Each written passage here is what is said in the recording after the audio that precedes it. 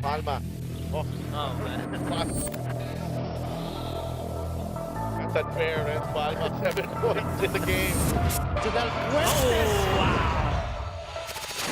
Sarangani makes the shot and knocks it down. Gloria is open. 3-point.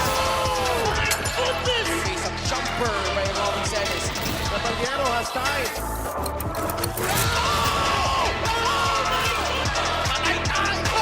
Just posterized by Scapioso.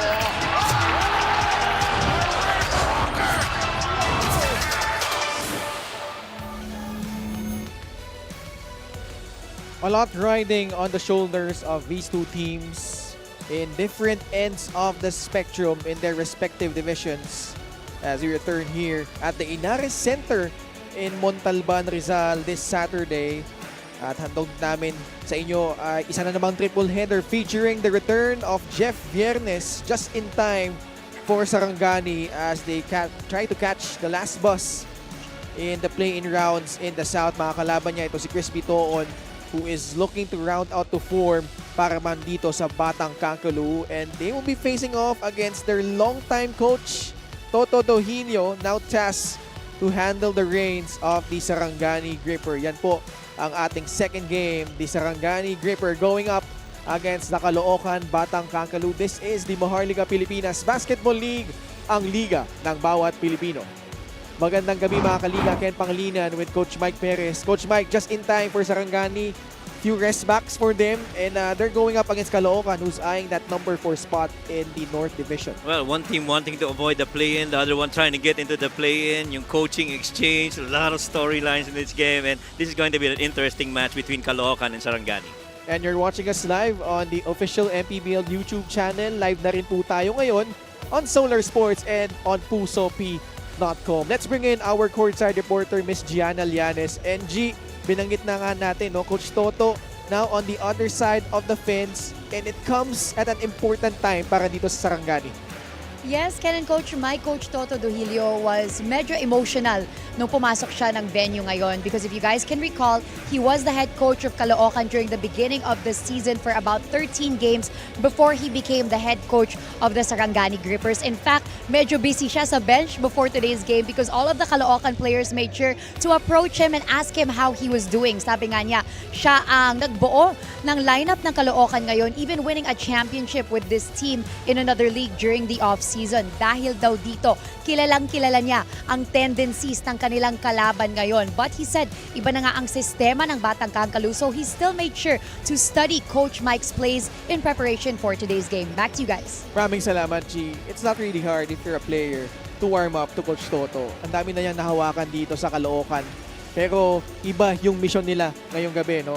It's now Sarangani trying to stay alive in the race in the South Division. And one guy who definitely helped them in their last game, and especially in the games where Kit Jimenez and Jeff Viernes did not play, etong si Mix Pascual. Well, help him he did. I mean, you're the leader in 3-point makes para dito sa Sarangani. Mix Pascual, 19 points, 12 of them in the second half on a 7 of 16 field goal shooting, 4 rebounds, and this impressive 11 assists coming out of Mix Pascual.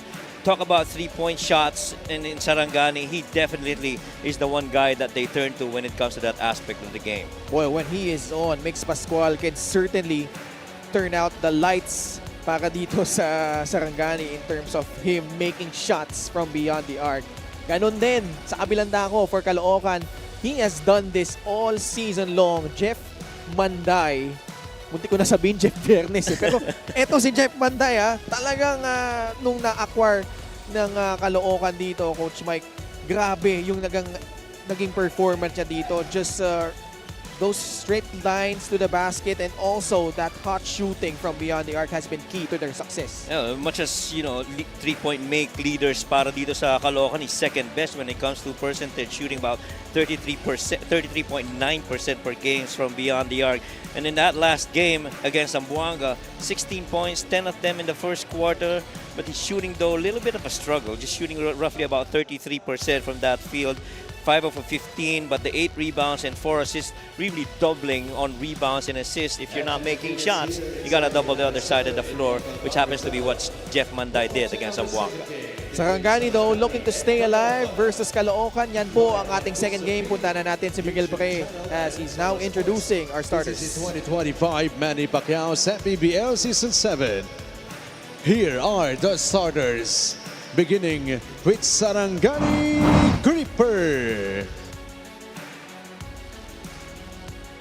Starting at guard number 30, Charles Caliano. Also at guard number 0, Mix Pascual. At center number 13, Coy Alves. Forward number 8, Danny Marilao. Also at forward number 12, Martin Gosum. The head coach for Sarangani is Toto Dohilio. Assistant coaches Mark Manalang, Joshua Inocentes, John Cobarubias, Jock Labrador, Lawrence Lopez, and Jeff Cleopas. Team consultant is John Calios. Team manager is architect Andrew Bellarmino.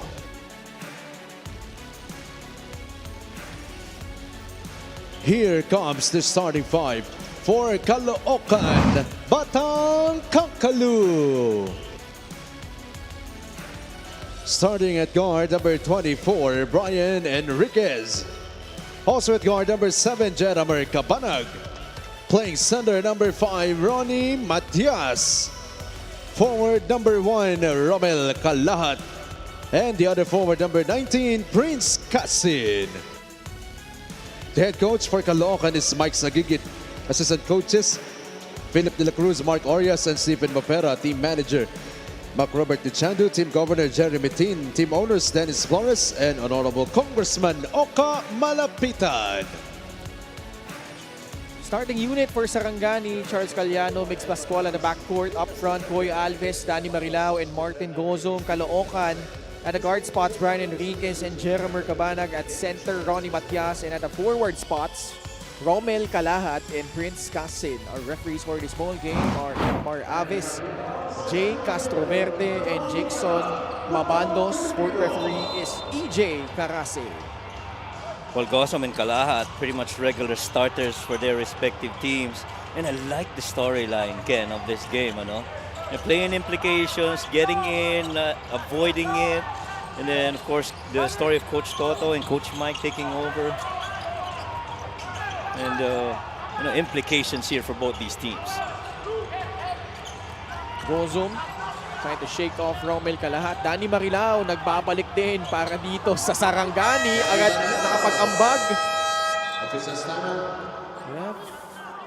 A malfunction here, it seems. At some point, I felt the clock stop, Yeah. adding more to the storyline. Just to start the game. Okay, we'll be back after the short break.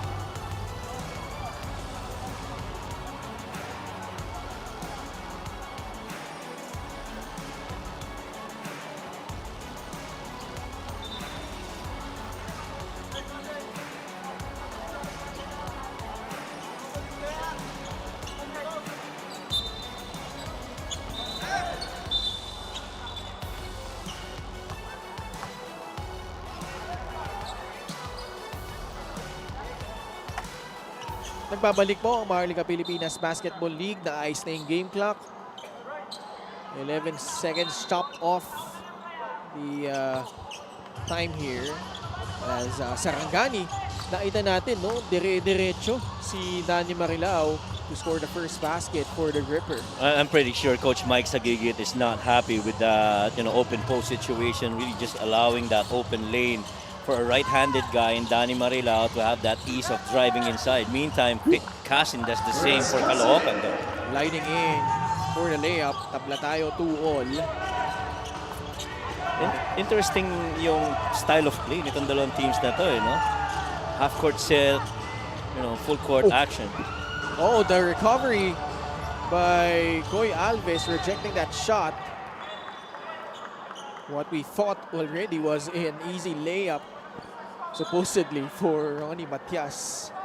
Boy, nothing easy coming at you if you have Koy Alves defending the paint. Very fleet-footed, can move a lot and especially be a rim protector. That's exactly how Sarangani needs to play. A lot of urgency.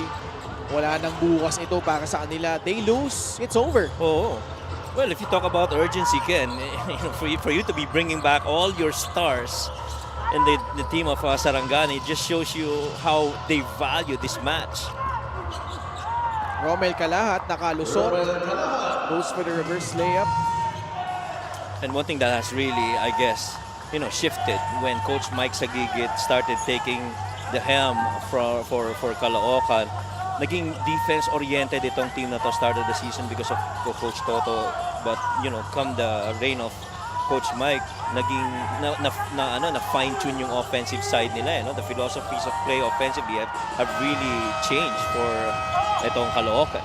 On the flip side, si Coach Toto Dohilio naman, nung dumating siya sa Sarangani, Coach Mike, they were 2-9. But since then, as Romel Calahat makes his move, they were 8-9. Below 500 pa rin, but dahil nga dun sa late surge nila, may pag-asa pa silang makalusot sa play-in. Totoo ka dyan.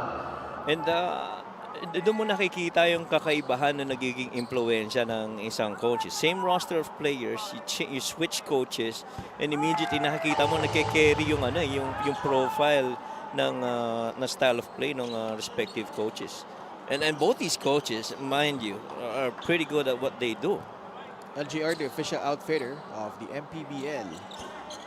Calahat sinking both free throws, 4 early points for the former Golden Stag. 6-0 run by the Caloocan Batang Kangkalu. Koy Alves, pinasa kay Charles Caliano. Now it's with Mix Pascual. Nice matchup here against Jeramer Cabanag. Pascual, way off though on that shot from beyond the arc.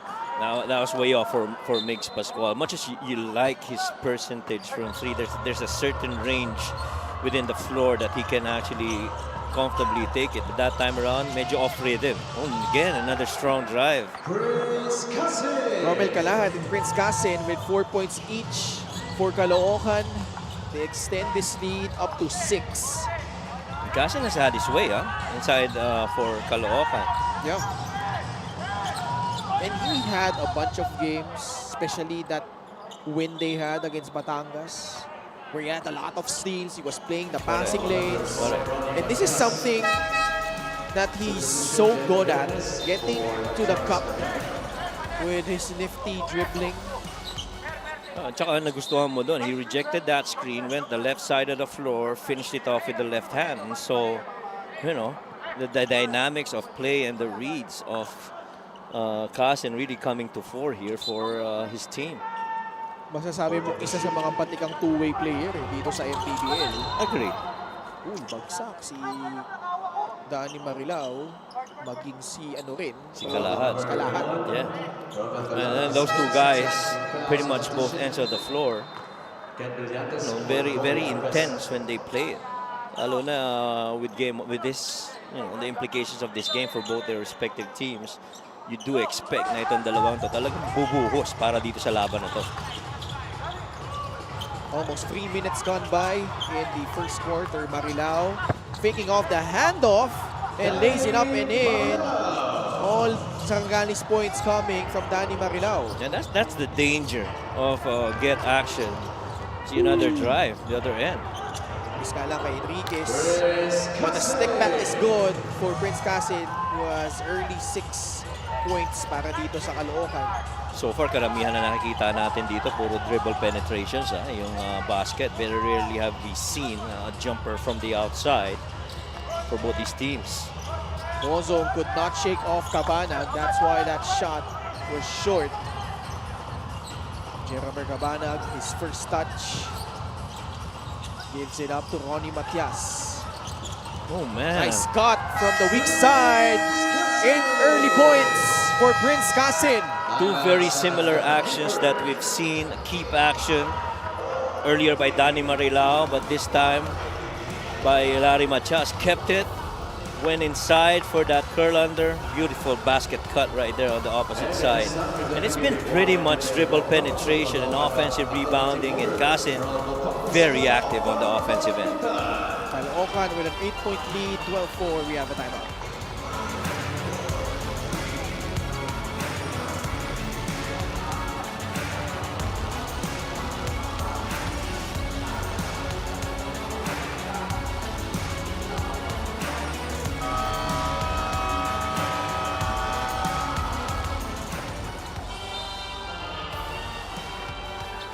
Caloocan with a come-from-behind victory against Zamboanga here, beating itong Zamboanga Sikat 74-66. Well, the two things that really stand out when you look at the stats is really points in the paints and bench points. That's almost double that of what Zamboanga did. And that part of the game, Caloocan did really well.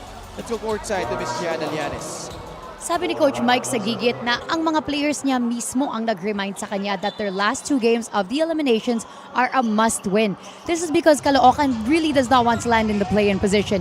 And if there's anything the veteran field team has learned, anything can happen here in the MPBL. Consistency naman ang hinahanap ni Coach Mike sa kanyang koponan. Joking, pag magaling kami, talagang magaling, pero minsan nagde-day off kami.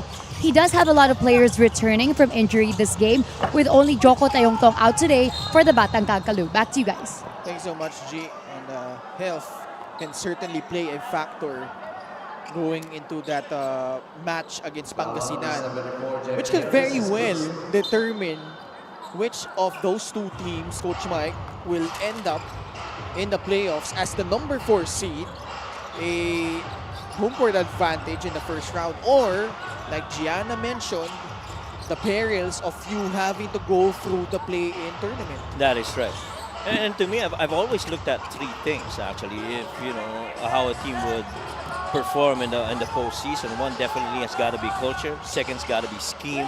The third one being availability. I mean, you know, the more players that you have available, the more players that you have healthy heading into the more important games, latter part of the season, could have that advantage. Of course, the fourth one being luck, and you don't have any control over it. So the hope that you get all those 3 hit, and then you're lucky coming into the more important games, you know, that should bode well for you. Brillantes got fouled. Real Cervantes comes in. Oh man. Bigating matchup looming between Cervantes and Brillantes. I like the rhymes though. Cervantes and Brillantes, ha? No pun intended. Oh, yes. Oo naman, pero yung dalawang talagang yan, sa ilalim talagang lumalaban. Itong free throw na ito, din sa ating Extreme Appliances, ang subok at kumpletong appliance brand ng Pilipinas. Siguro may advantage lang si Real dito pagdating sa range, no? Pero kung post-up ang labanan, walang aatras dyan. This is where I feel the Caloocan really has benefited a lot. Once they get that ball in the post, they can actually exploit triple post action. That's what Coach Mike Sagigit has pretty much been known for. Sa ang galing nila Real sa ni Ronnie Matias maghanap ng mga cutters. Lalo from the weak side, backdoor. Totoo. And they come away with a steal. Caloocan is one of the best defensive teams we have in the league, averaging in the top 5 in terms of steals and blocks. Actually, top 2 sila in both those categories. Correct. At 10.5 steals per game and 4.8 blocks per game. But really, even before yung offensive rebounding, nakikita mo na talaga yan sa Caloocan eh. And so, you know, to bring in this system of Coach Mike Sagigit, really elevates that game even more. Kasi alam naman natin ang triple post, you know, puts a lot of the players in good offensive rebounding positions. 12-5 po ang ating score, 7-point lead for the Caloocan Batang Kagkalu. Another steal from them. Ang ilan na ba nila yan? Dami-dami na. Pangalawa, actually. That's something they did so well against Batangas. I can vividly remember that.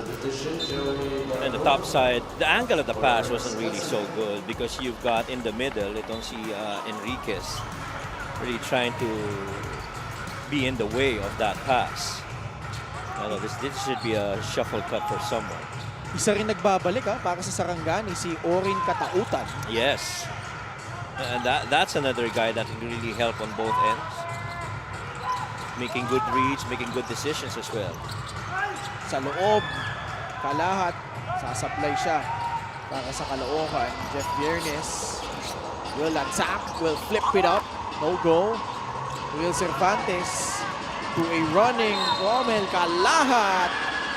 No choice by Lars Sunga but to give up that foul. That is to me the similarity of how Danny Marilao and Romel Kalahat actually play. If they're not the ones securing the rebound, there'll be that other big running down the floor for transition opportunities. And man, this guy right here, Chris Bitoon, coming back. This is his second game. He's been pretty big for Caloocan in their previous match. Si Chris kasi on and off in terms of him managing his injury. He missed 2 months and then got back against, kung daw nagkakamali, Bulacan pa yun kung saan natalo sila, surprisingly, and then missed a bunch of games again. That's right. So it's really been tough for him to find his groove, and they would really need to find, especially that form he had prior to the injury. You remember that Coach Mikey was a leading scorer. Correct. He was the primary orchestrator for that team. And also with Chris Bitoon, proven playoff performer na ito, Coach Mike. Absolutely, without a doubt. Chris Bitoon, you get so much value out of him being on the floor. He missed that first shot, pero that was the shot that was available. But you do understand, if he gets his groove on, Chris Bitoon is going to be tough. Nakaagaw na naman ng batang Kakalo, and it leads to another transition bucket from Jeff Manday. Those are the first couple of points of turnovers para dito sa sa Caloocan. Katakutan, stepping through. That one rattles out. Barcuma puts some speed on. Gives it up to Chris Bitoon. Thought about that 3. Look at how calm this half-court execution is for Caloocan. Now they let Real Cervantes go one-on-one against Brillantes, but could not get that shot to drop. Katakutan, ankle breaker against Joey Barcuma, and gets the friendly bounce on that shot. And without anyone stopping Orin Katakutan as he approached that elbow side, it's not going to be that easy to try and stop him. He pretty much understands reads and makes good decisions, and he's got pretty good looks as well. Manday peeks at the shot clock. 6 seconds remaining. Chris Bitoon Good skill. skips it to Barcuma. Cervantes will not get it off in time. It will not count. And that ball pretty much still in the hands of Real Cervantes. I thought initially Chris Bitoon already had a shot on that wing 3 but decides against it and had to swing that ball over to Barcuma. Barcuma read the play pretty well, understood that Real was underneath pero inabutan ng oras. Ayun, nasa kamay pa talaga. Yung pulang ilaw rin. Nandun, nasa kamay pa nga niya, Brillantes. Sinubukan yung depensa ni Cervantes at si Real yung mapipituhan ng foul. Fast break the game brought to you by Extreme X, sponsors of the Caloocan speaker everyday Caloocan. Well, Barcuma was supposed to be the one to stop Orin Katakutan, but since he fell down, that lane was pretty much open for Orin Katakutan. You have to remember, from last season, Orin Katakutan was really good. If I recall correctly, when he played for Valenzuela, alongside Paulo Hobalde, if my recall is accurate. Tama naman. Ganda ng niya, ng naging contribution niya for Val City.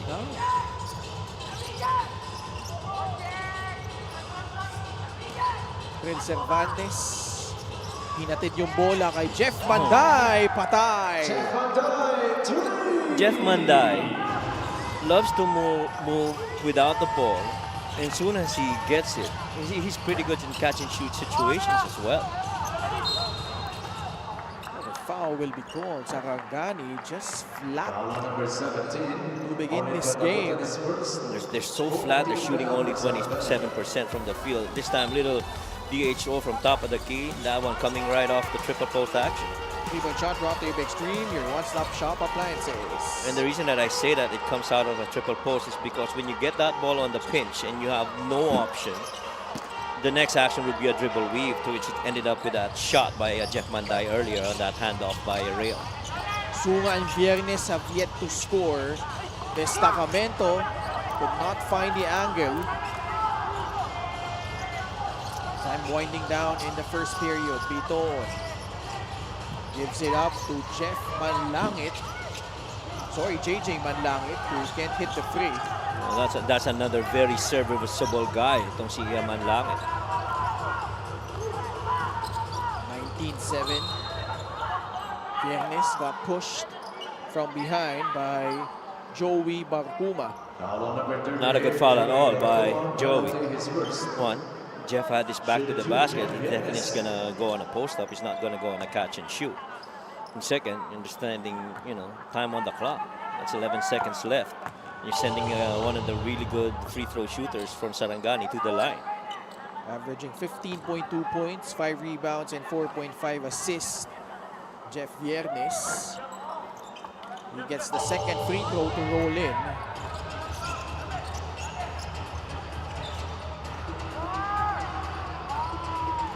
10 seconds remaining.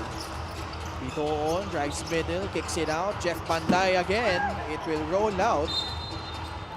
Still some time here, couple of seconds for Sarangani to come away with a shot. Sunga will trigger it in. Caloocan past the half-court line, and a good chance of getting that one in, but nonetheless, Sarangani, they scored the initial basket, but since then, Caloocan got on a huge run to pull ahead here, Coach Mike. Yeah, and it really is because of really good field goal shooting. 41% shooting so far in the first quarter to start things off, making 7 of their 17 attempts from the field. And Sarangani, pretty much a lot of struggle right there. 3 only of 13 for a 23% clip, and that's not going to cut it. You got to do better if you want to get into the play-ins if you're Sarangani. 19-9, Caloocan with a 10-point lead after the end of the first quarter.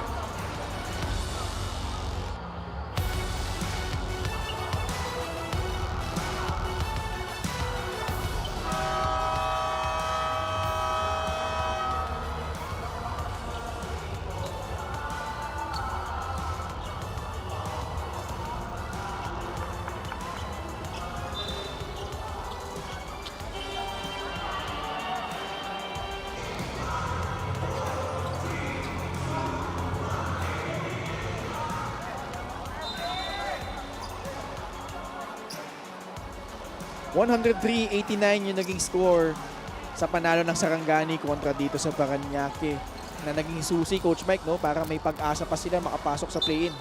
Well, one thing that stands out, tingnan mo, 33 assists. Every time you get into a game, you get to 20, that's impressive. But you reach 30, that's exceptional for Sarangani. And so if they can keep on moving that ball and finding open men and them making those available shots, they should be in it in this game. But so far right now in the first quarter, they only have a couple of assists versus that of 6 para dito sa Caloocan. So a little bit more of man and ball movement would do well for Sarangani. That's a nice aggressive drive to the basket for the first field goal of Lars Sunga. Sunga is a guy that really for the most part they've turned to. Chris Beton, a second attempt from the same spot on the 3 is not going to be denied. Extending this lead to 11, 22-11. Caloocan, may tangan ng bola against Jeff Manday. Still with a basketball, nothing really happening on this set by Sarangani. That's right. And Caloocan tried to force his way in. And he will be whistled with an offensive foul. And with these guys coming back, I mean, primarily these guys are scorers for Sarangani. But you got to be able to rotate that ball, force Caloocan to generate closeouts and late defensive situations para makatch mo ng huli yung defense. Matala. Back-to-back threes from the Wonder Boy, Chris Bitoon. And you see the setup on that triple post. Pass it off to the corner, bring it back to the top. Another three for Chris Bitoon. That's off a corner series from the triple post offense by Coach Mike. Merong cross-match lagi, no? Sunga. Yeah. Ang bantay niya si Chris Bitoon, but that time, Chris standing his ground. Ano, ngayon ko lang na-over tong Caloocan ulit. Coach Mike, bagong look to ni Chris, ha? Balbas, bigote. And I've been, in the same way as you, nagulat ka dito sa look ni Chris Bitoon. Oh. I'm excited to see them. I'm actually looking forward to covering the games of Caloocan, especially the latter part of the season, because I'd like to think nag-mature na yung sistema na gustong i-implement ni Coach Mike. Ramdam mo nung una talagang he was trying to ease it in and get the buy-in of the players. But I think, they brought in well. Oh, what a pass! Nobody in there. Nalibre si JJ Manlangit. Caloocan padding on to their lead. It's up to 16. 2 minutes gone by in the second quarter. Viernes slaps it up inside to Boy Alves. You were saying, Coach Mike? That is the biggest lead of Caloocan, 16. May foul na tinawag laban kay JJ Manlangit. Titignan mo kasi yung lineup nitong Caloocan, Coach Mike. First, second unit. Halos walang pagkakaiba eh. Malalim din. Itong roster na mayroon si Coach Mike sa gigit. At saka very specific yung definition ng mga roles sa team, especially on the offensive. I'd like to think defensively, halos everyone, just show a lot of effort and recover. I like it you made that point, Coach Mike, as Jeff Viernes able to float that one up and in. I think this is probably the season where Caloocan, especially with the arrival of guys like Jeff Panday, na mas define yung roles, like you said, and you just get a sense that they have another level in them that they're trying to unlock under Coach Mike. Yes, agree. And I don't think Caloocan has peaked yet, in my opinion. I think considering the personnel on this team and the kind of scheme that they have, meron pang upside. See this beautiful drive right here by Jeff. Really rejecting that side ball screen, going downhill. Ito naman sa kabila, sinimplihan lang. A little post up on that good seal by the big man, Saitanan in there. Now, the question for Caloocan moving forward, Coach Mike, is which version of them are we gonna see first up in that game against Pangasinan? And second, if they ever make it to the playoffs or even the play-in perhaps, is it that team that beat Batangas and Pampanga? Or yung team na at times has played their level of competition much like yung na-disgrasya sila kalaban ng Bulacan? Well, I think kailangan nilang puntahan yung best version of themselves, no? I mean, you cannot, just consider kung sino yung kalaban. But first of all, I'd like to correct myself. It's not Saitanan earlier made that basket. It was Sumoda. Sumoda. Yeah. Hindi may tamasisi. Kasi may similarities, and very similar styles of play. But again, if you're Caloocan, kalimutan na natin yung mga previous games kasi head into the playoffs, it's going to be big games. Everybody's going to elevate their game, much as this guy right here.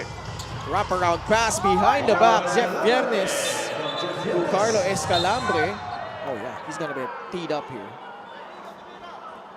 I think he thought he got fouled.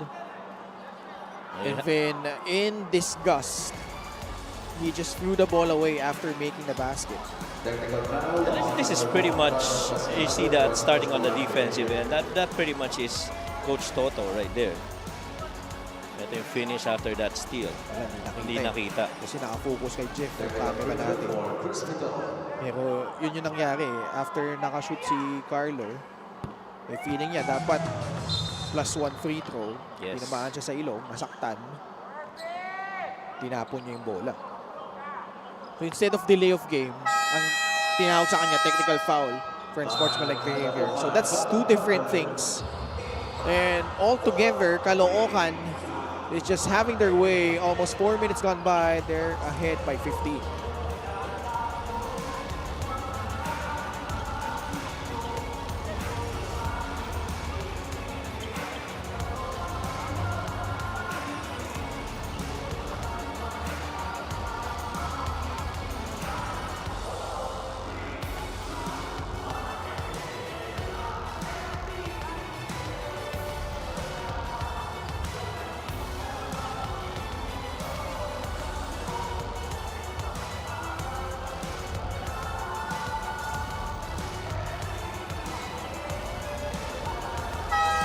Nagbabalik ko ang Liga ng Bawat Pilipino, the Maharlika Pilipinas Basketball League dito sa Inares Center in Montalban.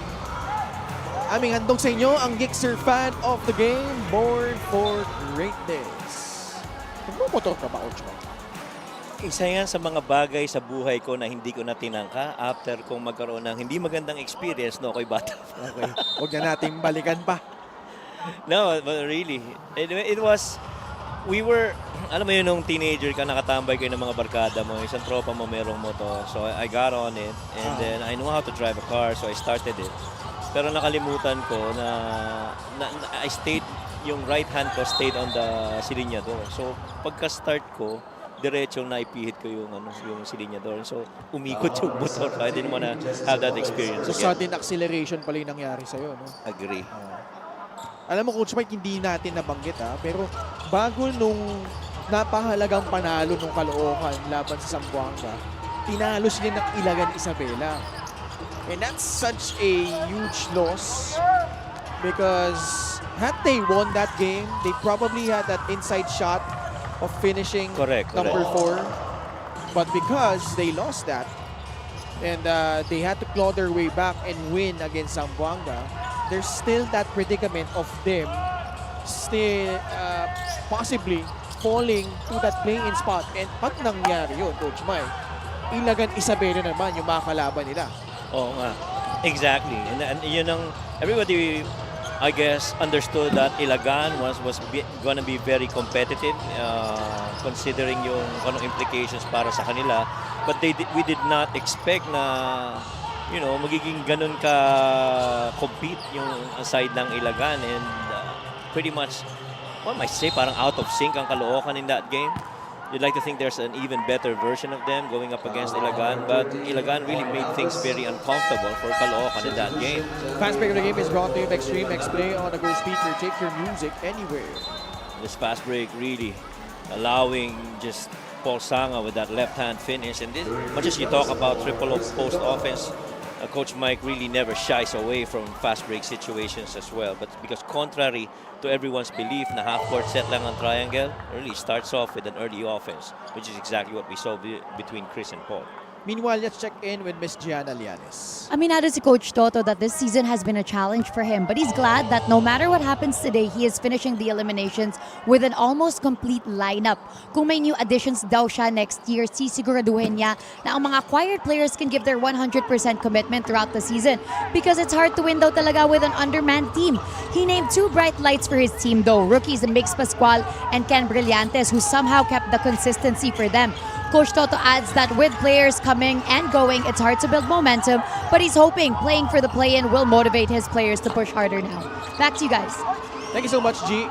Those are 2 nice players to build around heading into next season. And it just so happened, Coach Mike, that both of them also foregone their eligibility Correct. in the NCAA. Dahil si Ken Brillantes, dapat alam ko may playing year pa yan sa Litran. Definitely si Migs. Sa Basti pa dapat, no?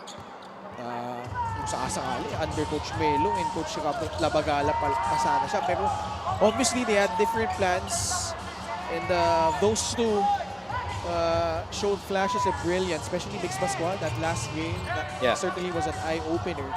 And alam mo naman si Coach Toto basta mayroon niyang kompletong lineup, lalaban at lalaban yan. Precisely. And si Coach Toto is one that is really always gonna be in there trying to compete. Regardless kung sino yung teams niya at sino yung mga players niya on the floor, is always gonna try and bring out the best out of them, just like this three right here by Mix Pascual, finally hitting a three from for itong Sarangani. I'm sure his proud father, Sir Edmond, is happy. Oh, indeed. He's always very supportive of Mix. Lagi ba siya nanonood sa venue? For the most part, nasa venue siya. I'm not so sure if he's here though. Pero the mom and the dad and the entire family very supportive of Mix. Parehong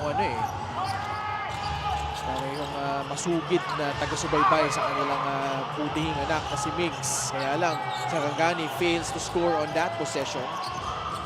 Paul Sanga, no-look pass. Jesse Sumoda left it short. Sorry, miss.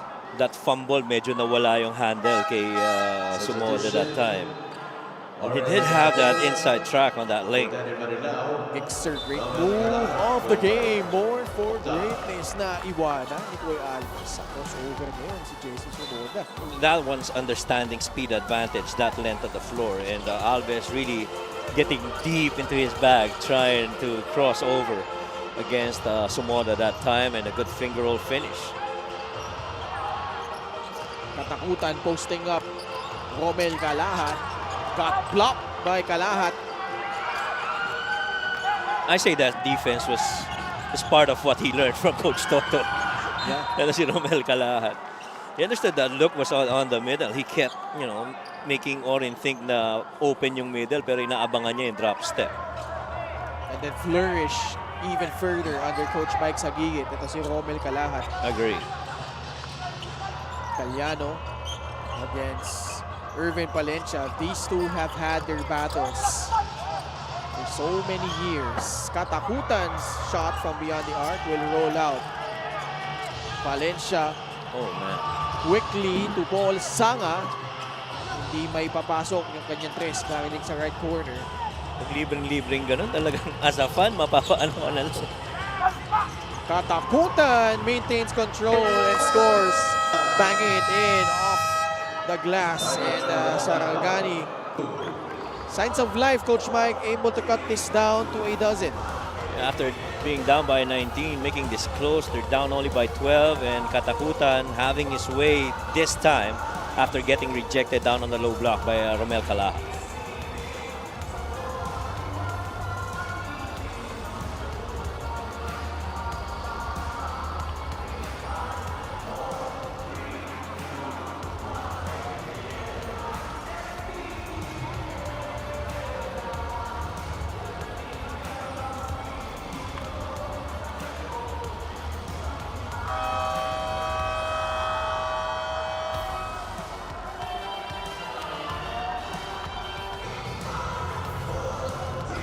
Ito po ang iyong Maharlika Pilipinas Basketball League, ang liga ng bawat Pilipino. Boy Alves churning in nicely here for the Sarangani Gripper, much like in their last game.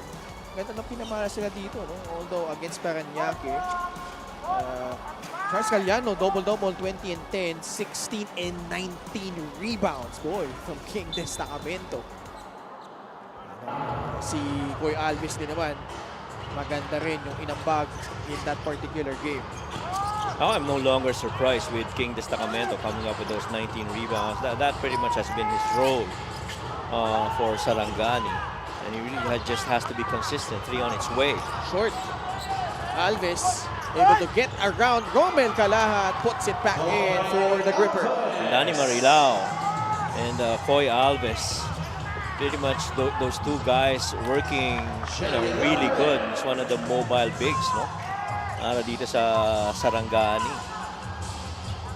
Chucky Laude sporting that mullet. Able to free himself up for the deuce. Sumagot naman Agad-agad si Kuya Alves. 6 straight points from Kuya Alves. And one of the reasons that they're actually keeping this close right now is because they are finding open teammates. Pinch post action right here. Jackie Laude drives right Oh man, and going past Orin Caloocan for the layup. that pinch post action was run to perfection. Didn't have that handoff, and immediately that strong side, weak side post cleared that lane for that drive down the right side. Nice setup job. Caloocan blowing past the defense as well and finding Mix Pascual from the left corner, drilling in that 3. Lead down to single digits. Laude will try a 3. It's good. Oh, sorry, that was James Ingles. Yeah, James Ingles. Ingles got the steal. 3 seconds remaining. Nice foul. Smart play from Mix Pascual. Indeed, smart play from Mix. Understands, foul situations and clock. You're not yet in the penalty. You still got fouls to give. Not allowed that shot attempt. Very good timing of the foul as well. Bago pa tumira. Crucial defensive possession for Sarangani. Laude to Paul Sanga. Catch and shoot 3. Short. The first half comes to a close. Sarangani made their move after a flat start. But Caloocan, that was a big free to close out the second quarter from James Ingles. And they're up by a dozen here at the half, 41-29.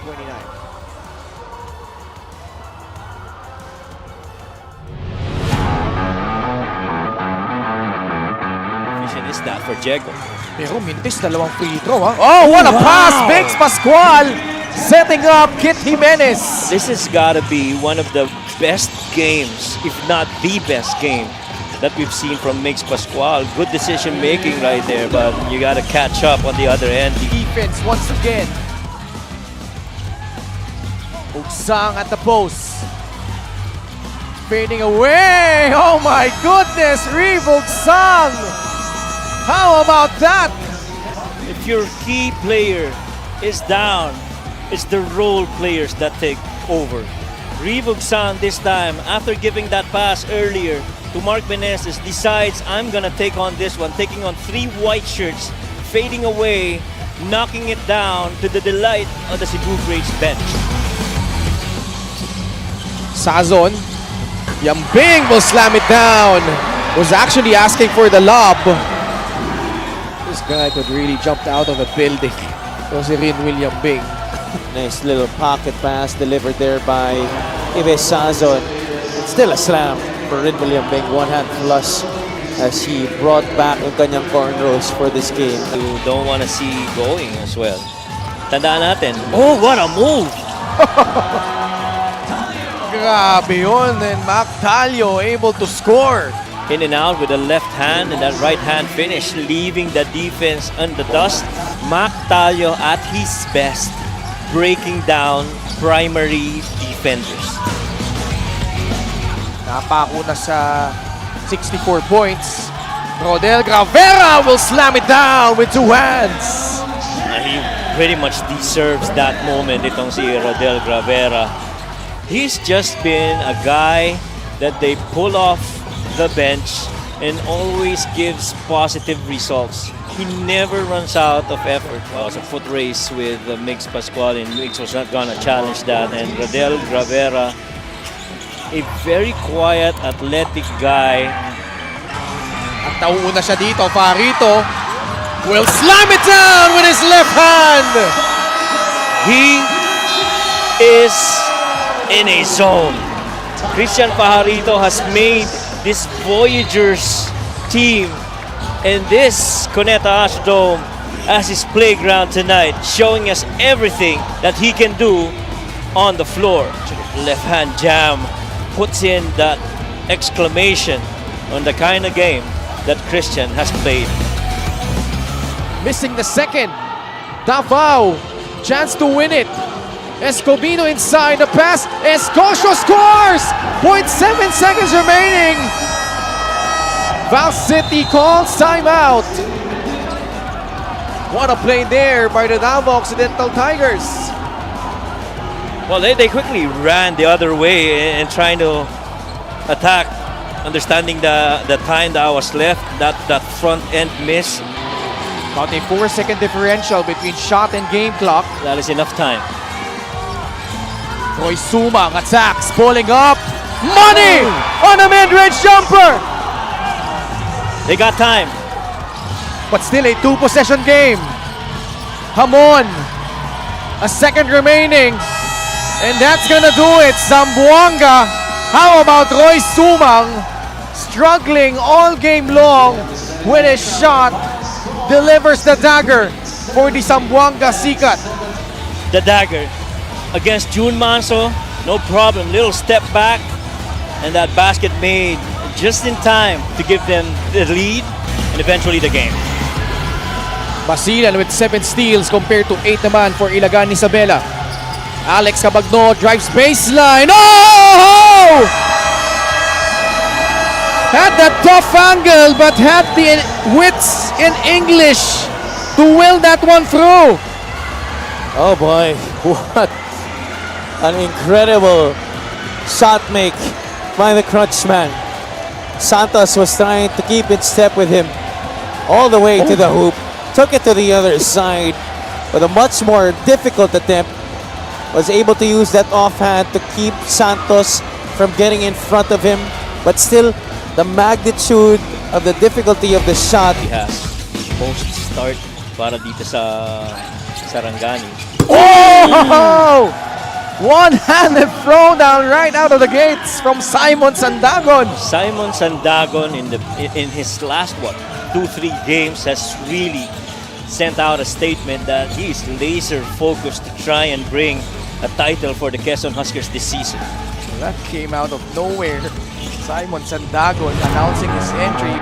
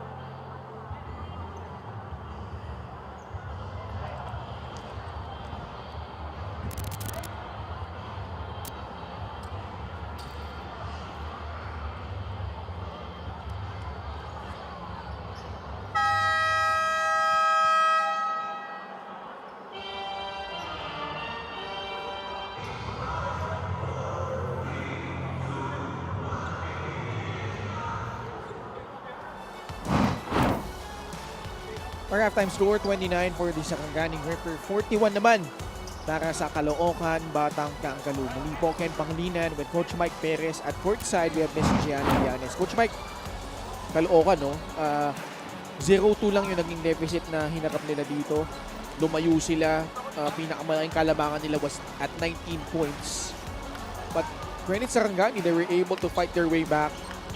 The closest that they've been was late in the second quarter. They were able to chop the lead down to 9 points before that James Ingles 3 that pushed the lead back up to 12, 41-29. It really was about shot making, sharing the ball, and getting more help off the bench. Yan yung naging factor para dito sa Caloocan. 42% shooting on a +5 more assists and 14 more points of coming from the bench. Yung inside points halos nagkakapareho lang. Nagkakaroon ng breakdown sa defensive coverage on both teams, to which both teams actually scored the 20 points off of it. But everything else, it's really a story about making shots. Matter of fact, if you look at the other numbers, the only stat line which is not favorable para sa Caloocan was their percentage from threes, despite the fact of them making 5 3-pointers out of the 17 that they've attempted. And so, on the other side, field goal wise, talagang hirap na makapuntos itong Sarangani. Are they bothered by the defense of Caloocan? I don't think so. It's really more of them not sharing the ball a lot when you speak of Sarangani. Escalambre pulling up for 3, no. Ball tracked down by Pascual, who tried to dish it off inside, but it was intercepted. This is something Sarangani needs to clean up. Those live ball turnovers, Coach Mike. Agree. Live turnovers, it really just, kumbaga, puts a lot of stress on the defensive end. Kasi kailangan mo makarecover kagad. Ito, another live turnover ito, and they're off to the races again. Ryan Enriquez, hintis yung kanyang tres, manlangit, contorts himself in mid-air, but can't get that one in. Pero babalik ulit ang bola sa Caloocan. But I like how Sarangani actually in that second quarter scored so much better than the first. Caloocan is at their best when they're doing things like this, getting offensive rebounds, getting steals, getting blocks. And to add on to that, especially in the first quarter, lalo pag nasa pinch post, Coach Mike, ang dami nilang options, and most of the time, the bigs able to find weak side cutters going backdoor. Yes. And getting that ball on the pinch post, 30 to 40 options altogether that you can run out of it. And pretty much isa na yan sa mga pinaka-paboritong posisyon ni Coach Mike Sagigit. Matter of fact, he's so favorite na pwesto yan in the triple post that he even made the shirt out of it. Coach Mike Sagigit sells shirts, angles and reads, and may t-shirt siya na pinch post yung nakalagay dun sa prints niya. And that's a good quality shirt from that line of Coach Mike Sagigit. Proud disciple talaga siya ng triangle offense. Oh yeah, you know what? Back then kasi, and he and I were talking about it, we were talking about triple post. Sabi niya, Coach, paano natutunan yung triple post ng 90s? Kasi there wasn't any material back then. So sabi ko, Coach, sinusulat ko, pinag-aaralan ko, and then lumabas yung materials.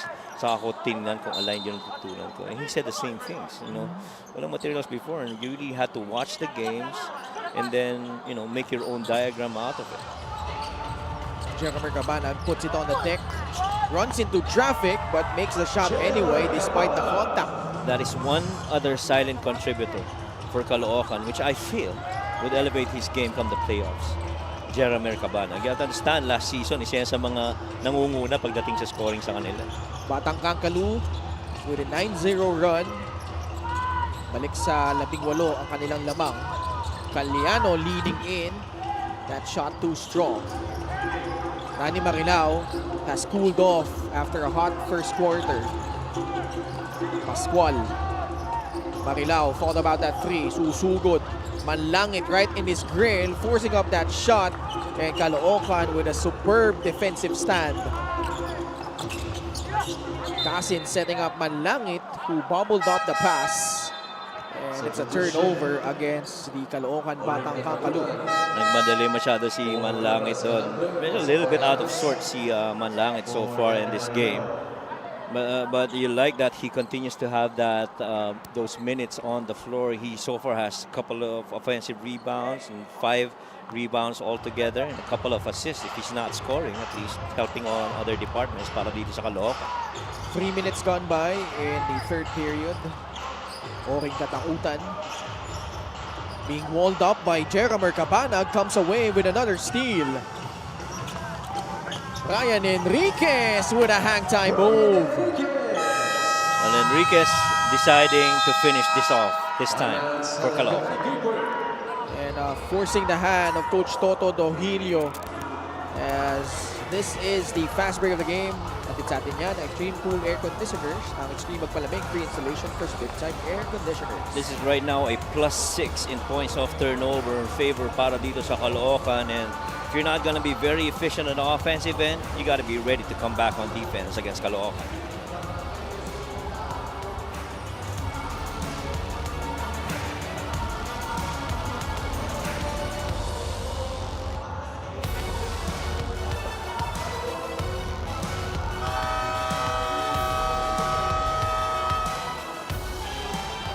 Welcome back to the MPBL. Naniniwala ang Sarangani Grippers na marami naman silang advantage sa laro na ito. Huwag lang daw sila magbibitiw. Jeff Viernes, during the halftime huddle, told his teammates that they have a lot of decent shots, but they need to decrease their turnovers. More assist naman ang inahanap ni Coach Toto. In his words, pag nabigyan tayo ng bola, iniisip natin agad sa akin na ito. We need to share the ball. Pointing out na hindi masyadong bumababa ang big men ng Caloocan sa mga fast breaks, so they need to take advantage of that as well. He points to Danny Marilao to use his strength naman of attacking the basket, also asking the big men to step up on defense. Jeff Viernes adds, we have been waiting for our momentum, so let's get that back. Back to you guys. Thank you so much, Gianna. And two things, Coach Mike. Number one, gusto nilang tumakbo. Problem is, they've been the ones committing the turnovers. Yun yung gusto nilang gawin, i-force Caloocan into turnovers, and in return, give them those transition opportunities. Number two, hindi nga sila makahanap ng rhythm nila dahil nga, yun nga, dami lang turnovers, lagi naagaw sa kanila yung bola, and they haven't able to make the necessary stops in order for them to really find their groove. As we check out the 3-point shot brought to you Extreme, the one-stop shop appliances. Well, catch and shoot. Coaches always tell you. That time around, you know, he really had to release it. Speaking of Lars Sunga and that instance of that pass from Jeff Viernes, and you're correct. And it doesn't help also. If you want to run, you know, you want to run off defensive rebounds. You see the 3-point difference right there. 3 of 15 for Sarangani and 5 out of 10 para dito sa 5 of 21 rather para dito sa Caloocan. Tumatakbo na naman. Prince Casin tried to jam it home, but missing that one. Cabanag. Good look. Enriquez. Destacamento forming a wall. Cutting down his driving angle, but Jeromer Cabanag slides in. Wala. Manlangit sa loob. Pinasa palabas kay Matias. Cabanag susubok galing sa 3. Mintes, manlangit. Another offensive rebound, and he spins inside for 2 points. Couple of offensive rebounds, +3 on shot attempts. And if you are going to go back to that message of Coach Toto, you want to run, you got to control the defensive rebounds. Because if you're going to allow extra possessions para dito sa Caloocan, they are most probably going to get second chance opportunities, and for the most part, you know, better percentage shots. This is Ronnie Matias. They swing it around. Cabanag. And that's the second time he's hesitated. Once an ISO up top against Koy Alves. Cabanag whips a pass outside to Prince Casin. A second remaining on a shot clock. Prince Casin jumper will not fall in. Tatakutan now at the controls. Gives it up to Jeff Viernes. Catch and shoot. Lista mo na. And they gotta have a guy that's a consistent go-to para dito sa Sarangani. I mean, everybody's, you know, chipped in for them. Pascual has 6. Alves has 6. And even Caloocan has 6. But one guy I feel's got to take the lead in terms of scoring. It's got to be very intentional for them as well. JJ Manlangit, 8 points, 8 rebounds. Making quite a huge impact here in the third period. Well, that's got to be a foul on Enriquez. Yep. As he tried to hold on, Lars Sunga fumbled that ball, tried to recover it. And as he was about to retrieve it, it got held up. And you look at the substitution pattern of Coach Mike Sagigit. I think na-mention mo na ito kanina, halos walang nawawala. Pare-pareho lang yung pyesa eh. Lars Sunga, supalpal, inabot niya kay JJ Manlangit, doing it on both sides. Jeff Manday! Sent back to the friend zone by Orin Caloocan. Now you got to make the most out of it right now. Viernes jumper will not fall in. Manday has Ronnie Matias ahead. And that's an easy basket for Ronnie Matias. Now that is the defensive intensity we'd love to see in this game from both these teams. A couple of blocks, both ends of the floor. But ang nakascore, itong Caloocan, this time Kuya Alves puts it back. Sinalpak ni Kuya Alves dun. Nice pass from Lars Sunga. Jeff Manday, nowhere to go. And he commits a traveling violation. I didn't have anyone. I felt Chris Bitoon might have either flared to the corner or, dove in for that pass on that baseline drive by Manday. 55-39, under 3 minutes left in the third quarter. Post up, got advantage. There you go. Kanina pa nila gustong atakihin eh. Kasi si Chris Bitoon yung nag-end up na bantay ni Lars Sunga sa ilalim. Yes. Matter of fact, kahit wala ka pa dun sa angle nung pinasahan ni Orin Caloocan, pababa ka lang, even on the slot, I think you could already feed si Lars Sunga. Chris Bitoon that time pulling a chair, but he turns the ball over. Lars Sunga. Jeff Viernes on the other side, short. Battle for the rebound, JJ Manlangit. Boy, the guy's playing a good game, huh? 8 points and 10 rebounds. Sets up Jeff Manday, who can't hit the free. Viernes, the outlet to Coy Alves. He gets it back using his long arms to stretch and score. And the Sarangani gripper down by just 14, 55-41. Well, the closest that they've gotten earlier was roughly about 10 points. Puma sa loob. He will get 2 shots at the line. Number 32, Ken Brillantes whistle for that foul. Jordan Gozong will replace Lars Sunga. I mean, it's very interesting. Chris Bitoon is the one guarding their small forward. Nagkakaroon ng cross matches, no? Si Manday ang binabantayan, yung guardia naman ng Sarangani. Or actually, ang binabantay pa lang si Orin Caloocan. Correct. Malaki yung lineup ng Sarangani ngayon eh. I mean, you look at them, it's Jeff Viernes who's only below 6 feet. The rest of them, Agree. 6'1" pataas. LGR, the official outfitter of the MPBL, Commissioner Ken Torrentes, with Head of Security Rudy Distrito and Head of Operations Emer Oreta. Behind the back, Bitoon lost it. I mean, as much as Sarangani has fared here, they've only been down here now at 14 points yung lamang ng Caloocan.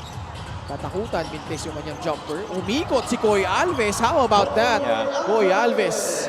Well, we talked about this earlier. Shot making, that's been the challenge. They had a good look by Orin Caloocan. Didn't make it. Good thing may offensive rebound si Coy Alves doon para dito sa Sarangani. And he pretty much has been carrying the load for Sarangani. He's got, 12 points already to go with 4 offensive rebounds, 1 assist.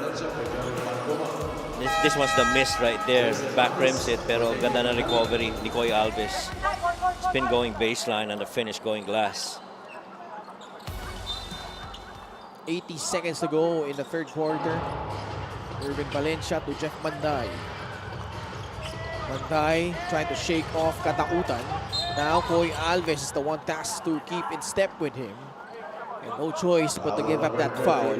Sanay na sanay si Jeff Manday dun sa hard hedge na yon ni matter of fact looked like a switch by Koy Alves. You really gotta work around it and be aggressive trying to go past him.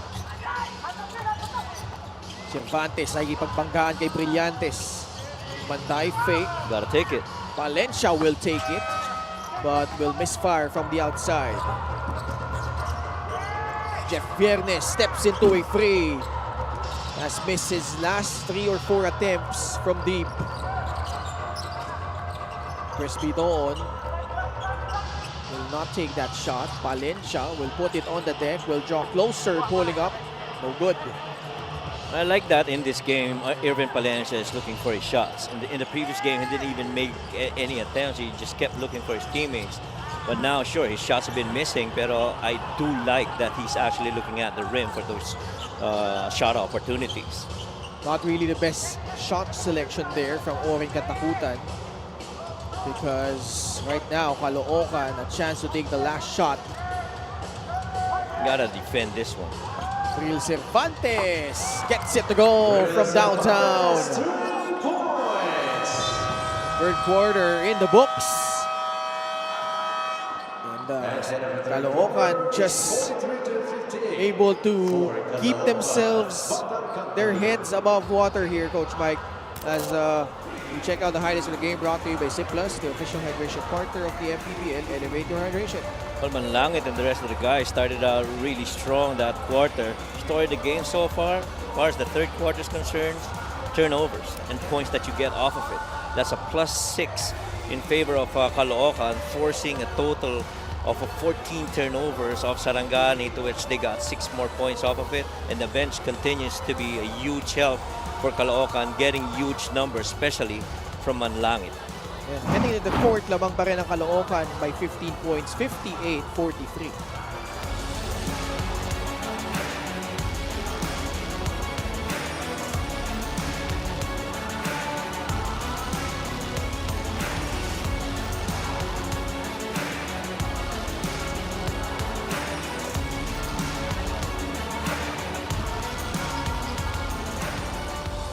Back with us here inside the Inari Center in Montalban.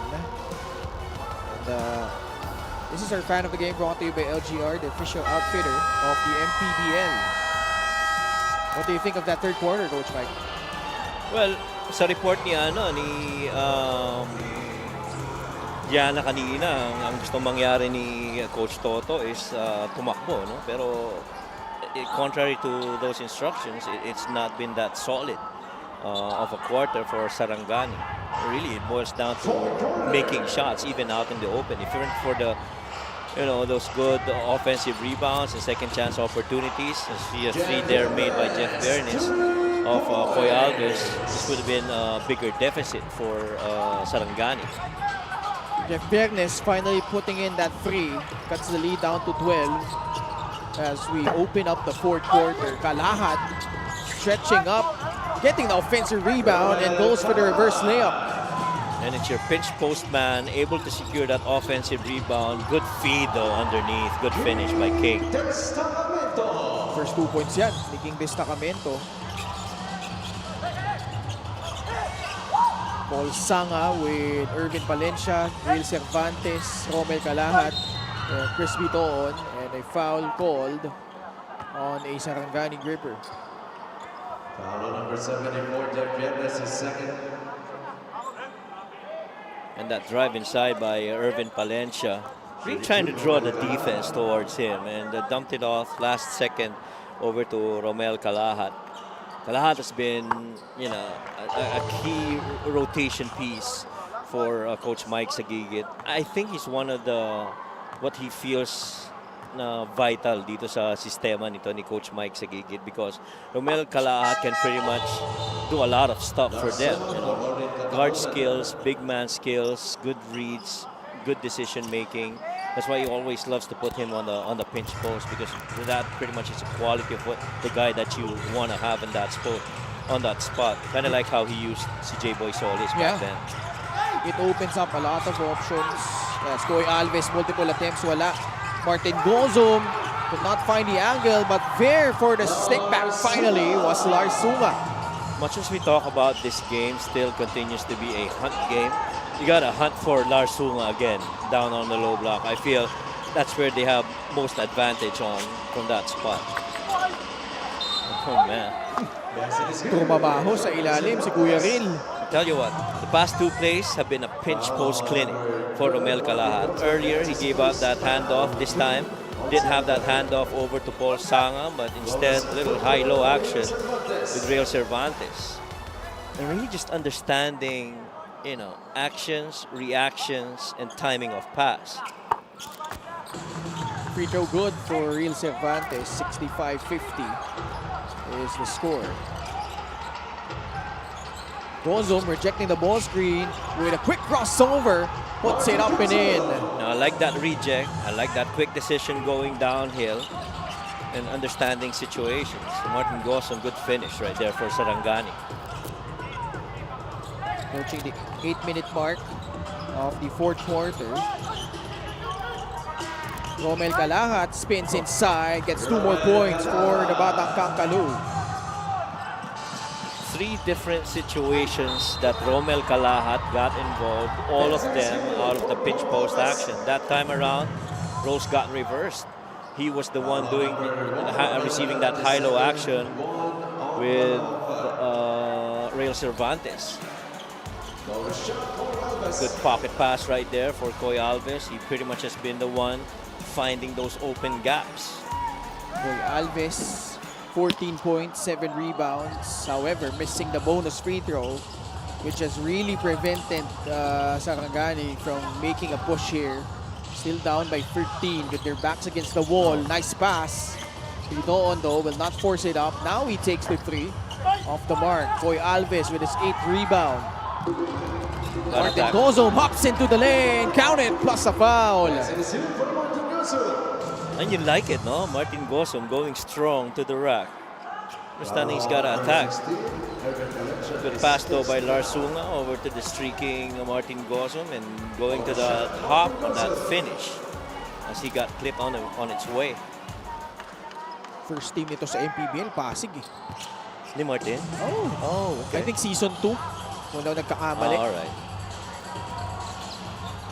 And he's a left-handed player that's got a strong build, ano, para makapagpungguan sa loob. Saka player ni Coach Ralph Rivera yan sa Fatima. Oh, yeah. Okay. Valencia. Switch. Good shot. Pull-up jumper off the mark. Martin goes on the rebound. Nice pass. Destacamento in stride. Lays it up and in. It's lead. The lead is down to 8 after that basket. And when the bigs, the athletic bigs of Sarangani go to work, this is what happens. Earlier you saw Koy Alves. This time it's King Destacamento's turn to put a little pressure on that big man defense, especially in open transition. We have a timeout by the Caloocan Batang Kangkalu. We'll be right back.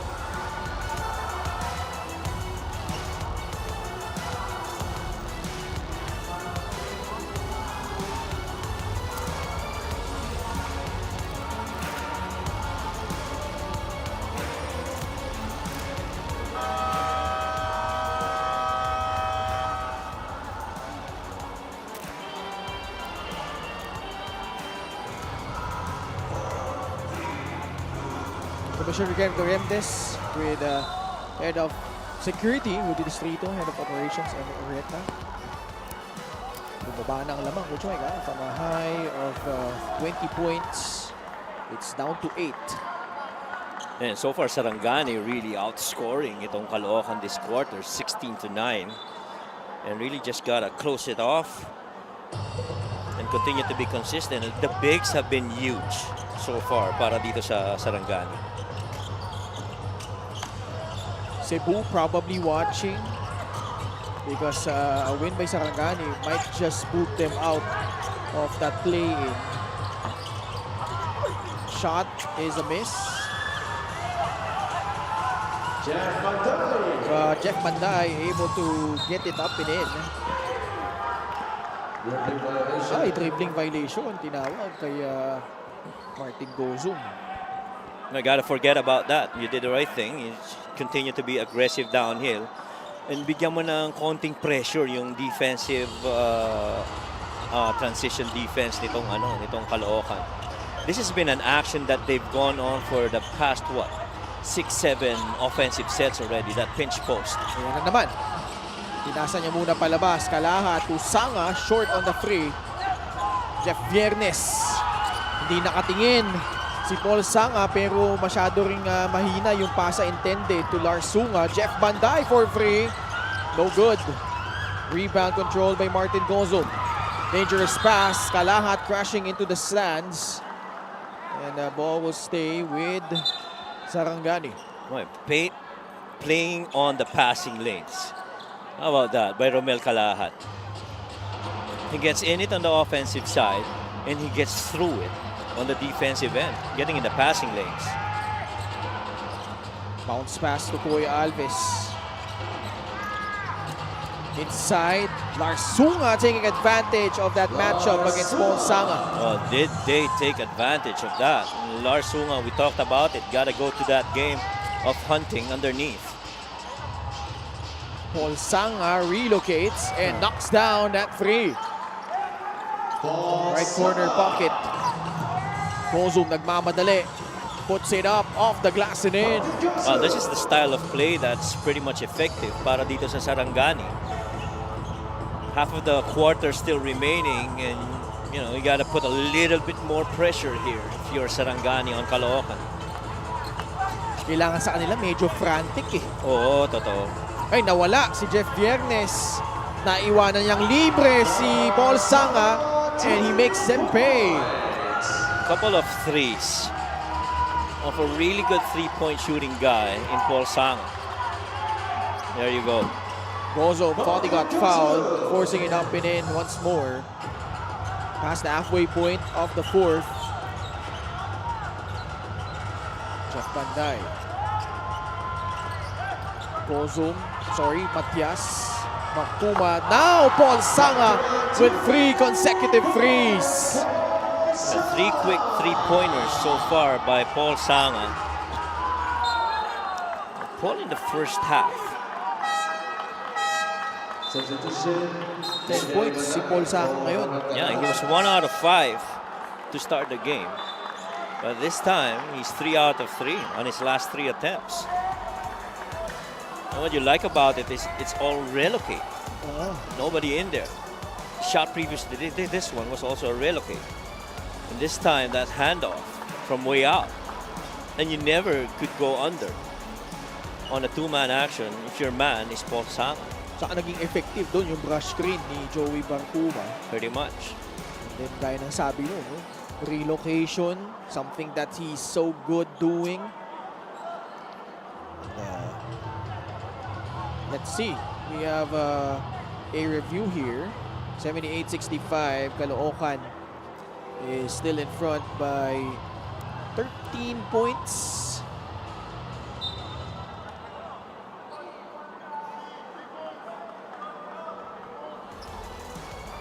Here was the play between Sanga and Lars Sunga jockeying for position. Ooh, sa pool sa mukha. Yes. Oh, yes. Lars Sunga for Sunga. physically contacting with an official. What? Lars Sunga I'm not sure about that one. Let's show that again.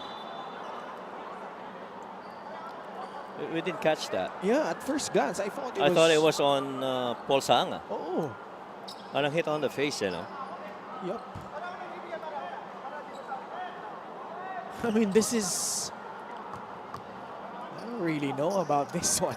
Well, Lars goes out. 9 points of 4 of 7 shooting. Got 5 rebounds, couple of assists, and a couple of turnovers. And that's a crucial part on the rotation of Sarangani. Martin Goson's been pretty good. Koy Alves has been pretty consistent as well. But Lars Sunga is starting to come onto his own here in the second half.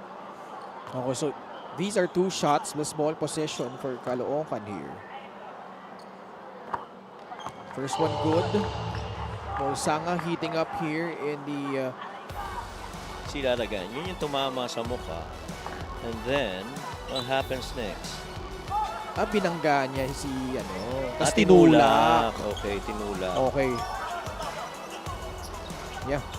14 on the shot clock. Unfortunate. Yeah. He was immediately tossed Yes. after bumping into the official.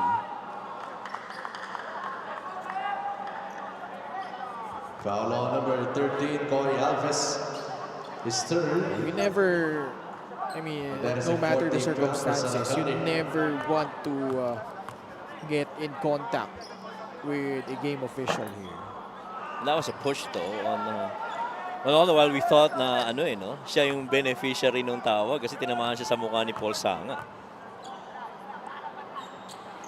Jeff Banday, Mintes. Door still open here for Caloocan. Orin Katakutan. Orin Katakutan. Down 12, 4 minutes is still pretty much doable for Sarangani. They really just gotta continue with that fast-paced, take the first shot activity that they've done so well mid of the fourth. Paul Sanga leaning in, gets the friendly bounce. Paul Sanga heating up here in the second half. Katakutan inside, 2 points plus the Basket foul. is hit for Orin Katakutan. Doors still open for Sarangani here. 11. Pretty much. Talagang may pagkakataon pa. Kailangan lang nilang dumipensa din sa kabila. Nakaka-score na sila ngayon eh. Unlike how they started in the first quarter. And you just can't keep exchanging baskets with Caloocan because you're trying to catch up. Paul Sanga's free off. Sarangani. One last push. Martin Gozom straight to the cup. Lays it up and in. Gosom's been single-handedly carrying this load here in the fourth quarter for Sarangani. Those drives and dribble penetrations, none of them have been stopped by Caloocan. 11 points for Martin Gozom. Jeff Banday buries a free over the outstretched arms of Coy Alves. Lead back up to 13. Katakutan contorts himself in midair. Wala. Coy Alves, spot back. Good. Coy Alves. The closer the shots, the higher percentage the shots, more beneficial para dito sa Sarangani. And which is where they've been scoring lately. 16 points and 9 rebounds for Coy Alves. Oh no. Paul Sanga left open again. Something you don't want to do if you're the opposing D. Well, he's hit threes earlier. You got to be mindful where he is. Ooh! Alves tried to jam it down with 2 hands, but Caloocan with the numbers. Manlangit lays it in. And Caloocan just relentless here, Coach Mike. Sarangani having trouble keeping up. 2 minutes remaining here in the fourth quarter. That window quickly closing in on that play-in hopes para dito sa Sarangani Gripper. And Caloocan once again able to force turnovers, but this one you cannot go under on a pinch post action with Paul Sanga receiving that handoff. You just can't. This lead has ballooned to 16 points, 89-73.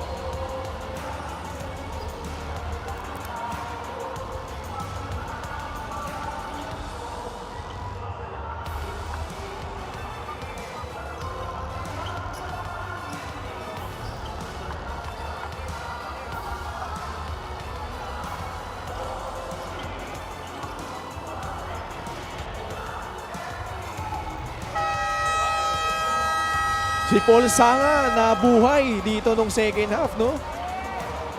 And just the blistering shooting from the former FEU Tamaraw. 17 points. Majority of those coming here in the last 2 quarters. 1 out of 5 to start the game in the first half. And his offense has been really good. He's 5 out of 8 from the field since then. 14 to shoot. 2 minutes remaining.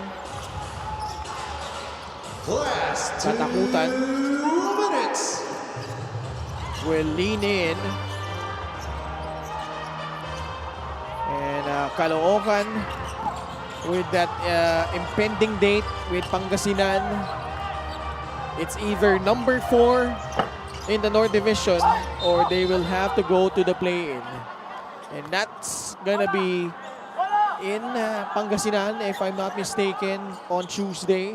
So that's just a 2-day turnaround lang ito. 2 to 3 day turnaround for Caloocan. And I expect that game to really be more playoff-like. Because at some point, regardless kung sino bumagsak sa play-in, magmi-meet at magmi-meet pa rin yan eh.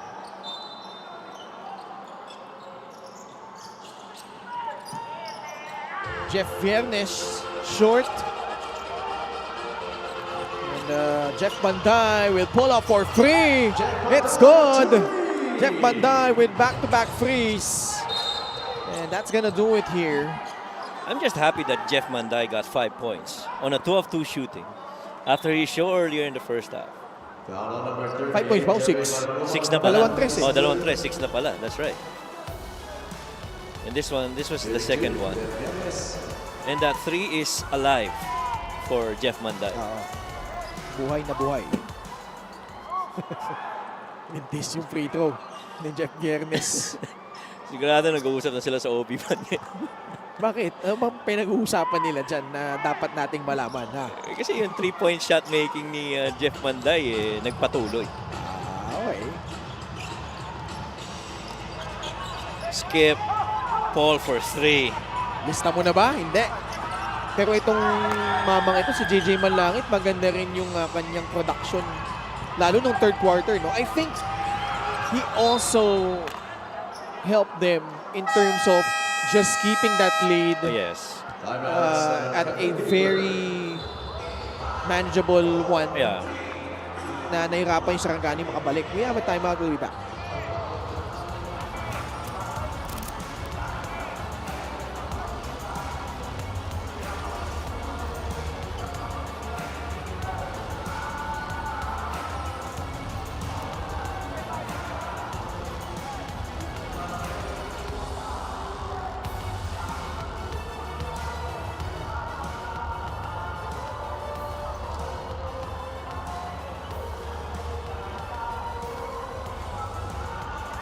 Yan po, yung kaabang-abang na matchup. I think that's the very last game of the elimination round, and how poetic Oh, yeah. it is, Coach Mike. And how important is that game, though, for both those teams? The winner of that match will get number 4 in the South, and the loser, or in the North rather, and the loser gets into the play-in. Yan ang implications niya. So with this win by Caloocan, it ensures that Pampanga will finish number 5. Pasay is at number 6. So pretty much set na yung 3 and 6. San Juan will go up against Pasay Yes. in the first round. Yes. Then Abra, of course, will finish number 1. Nueva Ecija, even if they lose this one, they'll still finish at number 2, yung laban nila against Rizal. Kasi magtatabla sila ng San Juan eh. Yes. At that point, win over the other lang. Correct. Although syempre, if you're in Nueva Ecija, you still get a win and build momentum heading into the playoffs. And one of the motivations, I guess, why you don't want to get into the play-in, because even if you come out of it and beat team number 8, you are gonna go up against Abra. Yeah. And so how nice would that matchup be between Caloocan and Zamboanga? Coach Mike Sagigit, And Pangasinan. Pangasinan rather. Coach Mike Sagigit and his boys in the system going up against Coach Gerson and Vic Manuel and the rest of the guys. Boy, there's gonna be fireworks in that match. Yeah. So yun na yung first sure matchup natin in the first round. San Juan versus Pasay. It's gonna be a good one. Indeed. Ito yung last out of bounds play. I mean, given how that transpired in the elimination round, San Juan just barely beat Pasay Right. at the Pasay Astrodome. You remember that game winner by Dexter Marquez at the end? Oh, yes. Yun. Yung pasa ni Wabar Yeah, we were there. We were the ones covering that. kay Nisadel. Yes. And what a play that was coming out of a timeout. It was a sideline out of bounds. And really, as early as then, we were talking about it na in the end, may playoff implications which is ito na nga. No? Ang langit at the line. Itong masakit for Caloocan. Kung sakasakali, siyempre ayaw nila mangyari, matalo siya sa Pangasinan, sila yung magiging number 7. Correct. So babalik ka doon sa talo nila sa Ilagan, Isabela, Correct. and also that loss they had against Bulacan. Yeah. And those are yung mga ika nga what might have been or the one that got away. Totga? Oo, di ba? Ano mabigat dun eh.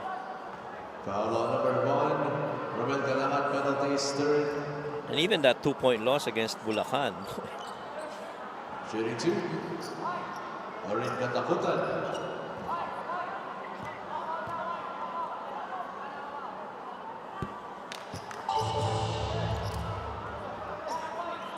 Free throw good for Oring Katautan.